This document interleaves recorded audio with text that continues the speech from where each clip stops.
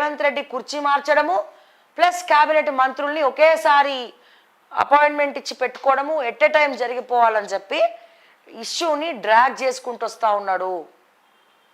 దీనికి తోడు రేవంత్ రెడ్డి చుట్టూ ఎమ్మెల్సీల యొక్క తలకాయ నొప్పి. అంటే నామినేటెడ్ ఎమ్మెల్సీ పదవులు ఉన్నాయి కదా, ఇప్పుడు నామినేటెడ్ ఎమ్మెల్సీలు, ఎమ్మెల్యేలు ఎన్నుకోవాల్సినటువంటి ఎమ్మెల్సీలు. సో దీంట్లో సీనియర్లను కాదని జూనియర్లకు పొరపాటున ఎమ్మెల్సీ పదవి రేవంత్ రెడ్డి ఇస్తే అంతే సంగతులు. ఎవడెవడుకో కౌన్కిస్ కావాలో ట్రై చేస్తూ ఉన్నారు. డబ్బులు తీసుకొని సూట్ కేసులు పెట్టి మరి మేము కొనుక్కుంటామని చెప్పి నీలం మధు, ముదిరాజ్ లాంటి వాళ్ళు, ముదిరాజ్ నేను విలువను, నీలం మధు లాంటి వాళ్ళు ట్రై చేస్తూ ఉన్నారు. డబ్బులు ఎరవేసి కాంగ్రెస్ కార్యకర్తలు పక్కన పెట్టి సూట్ కేసులకు పబ్బం గడుపుతూ ఉన్నారు. అందుకే ఇది కూడా కార్యకర్తల సపోర్ట్ లేకపోవడం కూడా రేవంత్ రెడ్డికి ఒక పెను శాపంగా మారబోతుంది, కవలించుకోబోతుంది. ఎమ్మెల్సీ, నామినేటెడ్ ఎమ్మెల్సీ కూడా ఒక శాపంగా మారబోతుంది. డబ్బులు తీసుకొని పదవులు ఇచ్చే పనిలో ఉన్నారు. సో ఎమ్మెల్సీలు ఇవ్వాలి అంటే సీనియర్లు క్యూ కట్టినారు. అద్దంకి దయాకర్ గారు ఉన్నారు, జీవన్ రెడ్డి గారు ఉన్నారు, అద్దంకి దయాకర్ గారు ఉన్నారు, జీవన్ రెడ్డి గారు ఉన్నారు, తర్వాత ఇంకా చాలా మంది ఉన్నారు. వాళ్ళు ఎవరిని కాదని లేదు వీళ్ళకే ఇస్తాం వాళ్ళకే ఇస్తాం అని చెప్పి కూడా తండ్లాడుతూ ఉన్నారు. సో ఇవన్నీ కూడా రేవంత్ రెడ్డిని మానసిక క్షోభకు, అతను కొంచెం ఊపిరి పీల్చుకొని ఆలోచించే సమయం కూడా వీళ్ళెవ్వరు కూడా ఇచ్చేటువంటి పరిస్థితి లేదు. అందుకే ఒకవేళ రాహుల్ గాంధీ ముఖ్యమంత్రి పదవిని రేవంత్ రెడ్డిని పీకి అవతల పడేసినా మోడీ శరణో రక్ష అని చెప్పి రేవంత్ రెడ్డి మోడీని కాకాబడుతున్నాడు. దయచేసి 3 ఏళ్ళు నాకు అవకాశం ఇవ్వండి, నా పీఠం కదలకుండా చూడండి అని చెప్పి నరేంద్ర మోడీని బతింలాడుకునేటువంటి పరిస్థితికి రేవంత్ రెడ్డి గారు దిగజారిపోయినారు. ఇటు రాహుల్ గాంధీని కూడా బుజ్జగించే ప్రయత్నం చేస్తూ ఉన్నాడు. అందుకే ఢిల్లీలో చక్కర్లు కొడతా ఉన్నాడు. అండ్ మొత్తానికి ఆర్ఎస్ఎస్ హావభావాలు ఉన్నటువంటి వాళ్ళు ఎవరు కూడా కాంగ్రెస్లో అర్హులు కాదంట, అందరూ పనికి మాలిన వాళ్ళేనట. సో కాంగ్రెస్లో ఆర్ఎస్ఎస్ ఉన్నటువంటి హావభావాలు ఉన్నటువంటి వాళ్ళు, ఆర్ఎస్ఎస్ ట్రైనింగ్ తీసుకున్నటువంటి వాళ్ళు ఎవరు కూడా కాంగ్రెస్లో ఉండడానికి వీలేదు. వాళ్ళని అతి త్వరలో కాంగ్రెస్ పార్టీ కూడా బహిష్కరించబోతుంది. అందుకే రేవంత్ మోడీ కాలు పట్టుకోవడం కూడా జరుగుతూ ఉంది. సో ఇది ఈరోజు మన స్పెషల్ స్టోరీ. సో అతి త్వరలో మరి ఉగాది తర్వాత రేవంత్ పదవి హుష్కాకి అయినా ఆశ్చర్యపోకర్లే, ఏమైనా జరగచ్చు, ఏటో అయినా మరలచ్చు. రేవంత్ కుర్చీ మార్పుతో పాటు గవర్నమెంటే పడిపోవచ్చు, లేదా ఇంకేదైనా జరగచ్చు. మరి ఏంటి పరిస్థితి? ఇవన్నీ కూడా చూస్తే చాలా భయంకరంగా అనిపిస్తూ ఉన్నది. మరి వీళ్ళు కావాలని చేస్తున్నారా? తెలంగాణ ప్రజలను భ్రష్టు పట్టియడానికే చంద్రబాబుతో కుమ్మక్కై ఇదంతా చేస్తున్నారా, లేకపోతే ఏ ఉద్దేశంతో చేస్తున్నారని అర్థమైతలేదు. కానీ సో ఇక్కడ విఫలమైనటువంటి హామీలు 6 గ్యారంటీలు.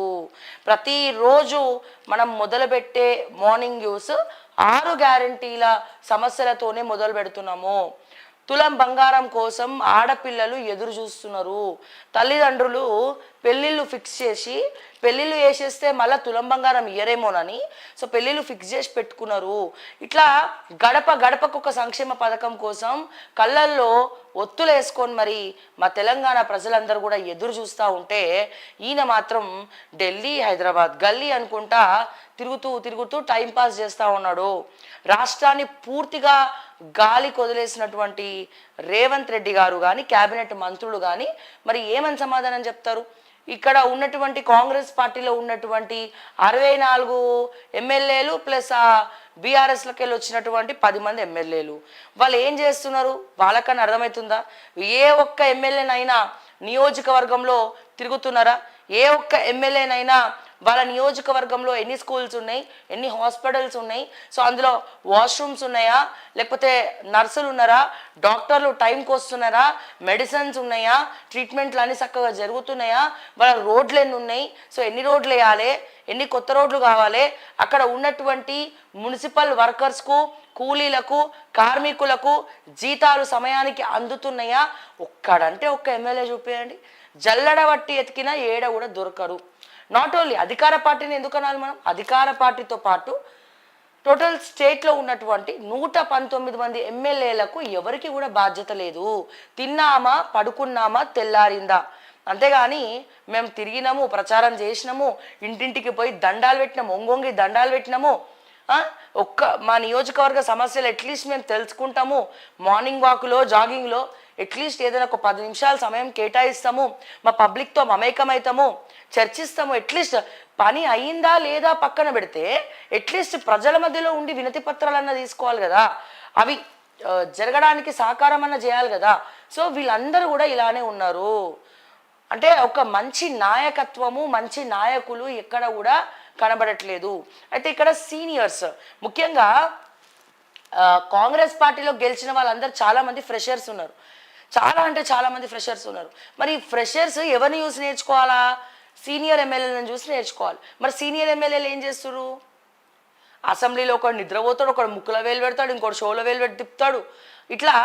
సో వాళ్ళని చూసి వీళ్ళు నేర్చుకోవాల్సినటువంటి పరిస్థితి ఉన్నప్పటికీ సో వీళ్ళు ఏం చేయట్లేదు, వాళ్ళు ఏం నేర్చుకోవట్లేదు. ఇటువంటి సందర్భంలో వీళ్ళందరినీ కూడా అడ్రస్ చేయాల్సినటువంటి ముఖ్యమంత్రి ఏం చేస్తుండండి? తెలంగాణ ప్రజలందరికీ ప్రత్యేకంగా నేను చెప్పక్కర్లే ముఖ్యమంత్రి గారు ఏం చేస్తున్నారో. తెలంగాణలో హైదరాబాద్ అని, గల్లీ అని, ఇక్కడ గల్లీ నుండి ఢిల్లీ అని చెప్పి తిరుగుతూ టైంపాస్ చేస్తున్నాడు. ఒక పక్క ఎస్ఎల్బిసిలో అక్కడ అందరు మంత్రులు ఉన్నప్పటికీ ఒకడేమో వాటర్ కలిసింది అందుకే ఇది చేయలేదని ఆయన అంటాడు. ఇప్పుడేమంటారు? మేము ఎంత ఖర్చు పెట్టినా సరే ఫోన్ స్విచ్ ఆఫ్ అయిపోయింది, ఎంత ఖర్చు పెట్టినా సరే వాళ్ళని బయటికి తీసుకొస్తామని అంటారు. అన్ని రోజులు ఊపిరి పట్టుకొని ఆల్రెడీ ఇప్పటికే నాకు తెలిసి ఆల్మోస్ట్ 2 days అయిపోయిందా? 2-3 days ఆల్మోస్ట్ అయిపోవచ్చింది. సో ఇటువంటి విపత్కర పరిస్థితుల్లో నిన్న హరీష్ రావు గారు కూడా అక్కడికి వెళ్ళడం జరిగింది, వాళ్ళని అడ్డుకోవడం జరిగింది. అయినా సరే మేము వెళ్తామని చెప్పి వాళ్ళు ముందరికి వెళ్ళడం జరిగింది గొడవ చేసి. సో అన్ని రకాలుగా మనం చూస్తూ ఉన్నాము. ముఖ్యమంత్రి నుంచి ఒక వాయిస్ లేదు, ముఖ్యమంత్రి పట్టించుకున్న పాపాన పోలేదు. ఇక పోతే కొంచెం వేరే సోషల్ మీడియా, ప్రతిపక్ష సోషల్ మీడియా నిన్నో మొన్న జరిగినటువంటి సమ్మిట్లో ఈ శ్రీధర్ బాబు గారు, ఆ రేవంత్ రెడ్డి గారు ఎవరో అమ్మాయి ఇట్లా నడుస్తూ ఉంటే ఆ వీడియోని వీళ్ళు ట్రోల్ చేస్తూ ఉన్నారు.